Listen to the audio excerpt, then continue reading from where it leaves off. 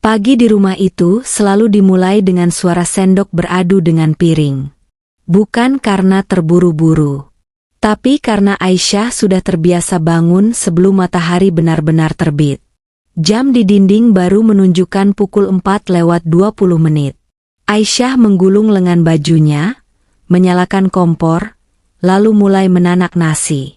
Tangannya cekatan, tapi matanya sembab, bekas kurang tidur.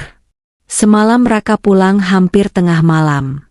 Tanpa senyum, tanpa sapaan, tanpa rasa bersalah.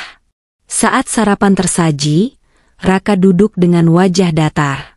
Masaknya keasinan, katanya dingin, bahkan sebelum suapan pertama habis. Ia menelan ludah, menunduk sedikit. Iya, maaf. Nanti aku perbaiki. Raka meletakkan sendok keras-keras. Kamu ini dari dulu nggak pernah bisa bikin yang benar. Kalimat itu menancap seperti paku. Bukan sekali, bukan 2 kali. Aisyah hanya mengangguk. Ia sudah belajar bahwa membela diri hanya akan memperpanjang luka. Aisyah bukan perempuan bodoh. Ia lulusan sarjana. Dulu bekerja. Punya mimpi. Namun setelah menikah, Raka berkata, "Ngapain kerja? Tugasmu di rumah." Aisyah menurut. Karena cinta. Tapi cinta yang ia rawat, justru menjadi senjata yang melukainya. Ia mengatur keuangan. Ia berhemat. Ia menahan keinginan. Sementara Raka, ganti ponsel setahun sekali. Nongkrong hampir tiap malam. Pulang membawa amarah. Dan Aisyah selalu menjadi sasaran. Suatu siang, Bu Ratna, tetangga depan rumah, menyapa Aisyah yang sedang menyapu. "Syah, suamimu jarang kelihatannya sekarang." Aisyah tersenyum kecil. "Kerjaannya lagi padat, Bu."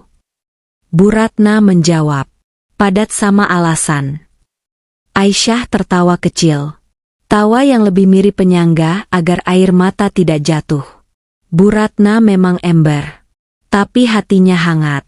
"Kalau kamu capek, bilang. Jangan jadi istri super sampai lupa kamu manusia." Kalimat itu diam-diam tersimpan di hati Aisyah. Suatu malam, Raka tertidur dengan ponsel masih menyala. Aisyah tidak berniat mengintip. Tapi layar itu berbunyi. Satu pesan masuk. Dari seorang wanita bernama Nina. "Kamu capek ya sama istrimu? Kalau mau cerita, sini sama aku saja." Aisyah membeku. Dadanya terasa sesak. Tangannya dingin. Ia menutup ponsel itu perlahan. Mengembalikannya ke tempat semula. Malam itu, Aisyah tidak menangis keras. Ia hanya duduk di kamar mandi, menutup mulutnya agar tidak ada suara yang terucap. Sejak malam itu, Aisyah rajin bangun di sepertiga malam. Sajadah menjadi saksi. Air mata menjadi bahasa. "Ya Tuhan, aku lelah, tapi aku masih ingin taat. Jika aku harus bertahan, kuatkan aku. Jika aku harus pergi, tolong beri aku jalan." Doanya sederhana. Tidak meminta balas dendam. Tidak meminta Raka hancur. Hanya meminta keadilan Tuhan. Agar tahu kemana Aisyah melangkah. Raka semakin jarang pulang. Jika pulang pun, ia dingin. Aisyah bukan tidak tahu. Ia hanya memilih diam. Fajar, sahabat Raka, suatu hari datang ke rumah. "Ra, serius deh," katanya sambil tertawa. "Istrimu ini paket lengkap. Kalau kamu buang, orang lain ngantri." Raka mendengus. "Ah, lebay."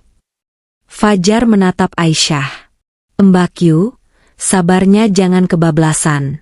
Nanti kamu yang kelelahan." Aisyah tersenyum. "Doakan saja, Mas." Usaha Raka mulai goyah. 1 klien pergi. 1 proyek gagal. Apalagi Nina sudah mulai jarang membalas pesan seakan menjauh dari Raka. Saat Raka butuh, Semua menghilang, tidak ada yang mau mendekat. Suatu malam, Raka pulang dengan wajah kusut. Aisyah, aku bangkrut. Aisyah terdiam. Bukan senang. Bukan sedih. Hanya kosong. Matanya berkaca-kaca mengisyaratkan kekecewaan. Beberapa minggu kemudian, Aisyah berbicara. Aku mau pergi. Raka terkejut. Kamu ninggalin aku pas aku susah? Aisyah menatapnya. Aku pergi bukan karena kamu susah. Aku pergi karena aku hampir kehilangan diriku sendiri. Tidak ada teriakan. Tidak ada drama. Hanya kejujuran. Aisyah memulai hidup baru. Usaha kecil. Kajian. Lingkaran yang sehat. Wajahnya lebih cerah. Langkahnya lebih ringan. Ia tidak kaya raya. Tapi damai. Raka hidup dengan penyesalan. Nina pergi. Teman menjauh. Hidup terasa sunyi. Bu Ratna suatu hari berkomentar. Dulu kamu injak berlian. Sekarang nyari pecahan kaca. Aisyah berdiri di depan cermin. Ia tersenyum. Bukan karena hidup sempurna. Tapi karena ia selamat. Dan ia akhirnya paham.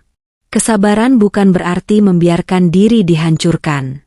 Setia bukan berarti meniadakan harga diri.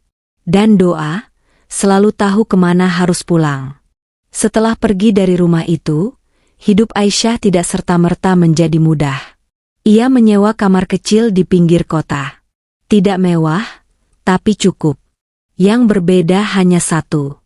Tidak ada bentakan. Ia bangun pagi dengan hati ringan. Makan tanpa rasa takut. Tidur tanpa menangis. Untuk pertama kalinya, Aisyah merasa hidupnya miliknya sendiri. Setiap selesai salat subuh, ia tersenyum kecil. Bukan karena hidup sempurna, tapi karena ia tidak lagi disakiti. Aisyah memulai usaha dari dapur kecil. Awalnya hanya menerima pesanan sederhana, kue rumahan, catering kecil. Ia tidak mengejar cepat kaya. Ia mengejar keberkahan. Pesanan datang perlahan. Lalu bertambah. Lalu tak pernah sepi.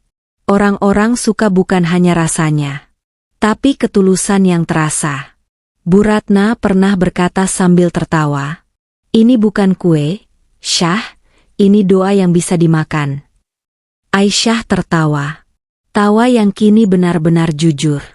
Suatu sore, Aisyah duduk sendirian, menatap langit. Ia teringat Raka. Bukan dengan marah. Bukan dengan rindu. Hanya ingatan yang netral. Ia menyadari satu hal penting. Ia sudah sembuh. Tidak ada dendam. Tidak ada keinginan membuktikan apapun. Ia hanya ingin hidup baik. Dan terus bertumbuh. Aisyah bertemu Arman di sebuah acara kajian kewirausahaan. Arman sederhana, tenang, matanya jujur. Ia tidak mendekat dengan rayuan, tidak tergesa-gesa. Ia hanya hadir dan menghargai. Aku tidak ingin menggantikan masa lalumu, kata Arman suatu hari. Aku hanya ingin berjalan bersamamu, kalau kamu siap. Aisyah terdiam lama. Dadanya hangat.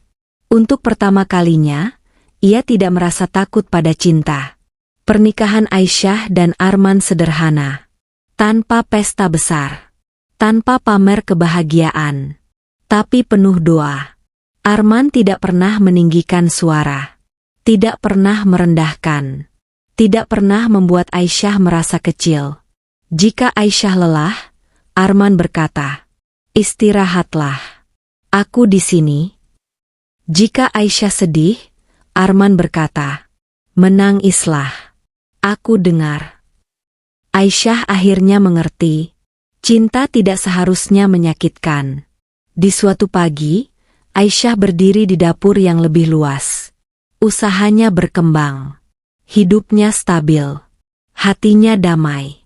Arman menatapnya sambil tersenyum. Terima kasih sudah memilih bahagia. Aisyah tersenyum kembali. Bukan karena ia menemukan suami baru, Tapi karena ia menemukan dirinya kembali. Dan kini ia tahu. Tuhan tidak mengambil sesuatu tanpa menggantinya dengan yang lebih baik. Luka bukan akhir cerita. Dan perempuan yang sabar akan dipeluk bahagia pada waktunya.